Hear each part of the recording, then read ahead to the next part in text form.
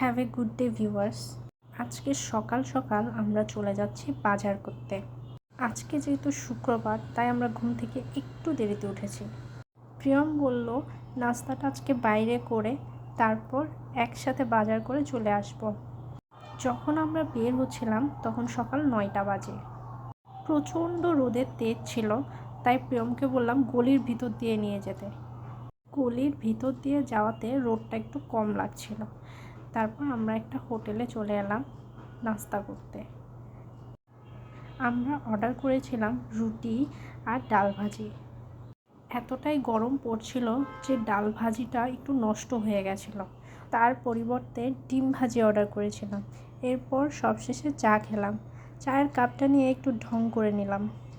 এরপর আবার বেরিয়ে পড়লাম। তবে এইবার আর গলির ভেতর দিয়ে যাওয়া যাবে না, মেইন রোড দিয়ে যেতে হবে। মেইন রোডে ওঠা মানেই প্রচণ্ড জ্যাম আর জ্যাম। এত রোদ পড়ছিল যে আমি ঠিকমতো তাকাতেই পারছিলাম না। প্রিয়ম বাইকটা একটু জোরে চালাচ্ছিল বলে বারবার আমার হেলমেটটা পড়ে যাচ্ছিল। সেটাই ঠিক করছিলাম, কিছুক্ষণ পরে পুরোই উল্টে গেল, এই যে এভাবে। তারপর আমরা চলে এলাম ডেলি শপে। ডেলি শপে আসার একটাই কারণ, তারা শুক্রবারে প্রচুর অফার দেয়। তাই সকাল সকাল চলে যেতে হয় যাতে তাজা তাজা শাক সবজি মাছ পাওয়া যায়। তবে মাছ বরফের, সেটার আর কিছু করার নেই। অফার কিংবা ডিসকাউন্ট দিয়ে কোনো কিছু কিনতে আমার ভালোই লাগে।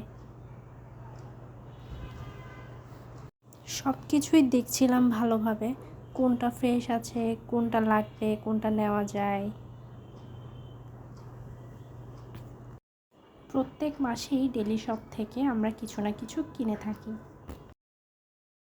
আজকে এই পর্যন্ত। ভিডিওটি কেমন লাগলো কমেন্ট করে জানিও। Thanks for watching.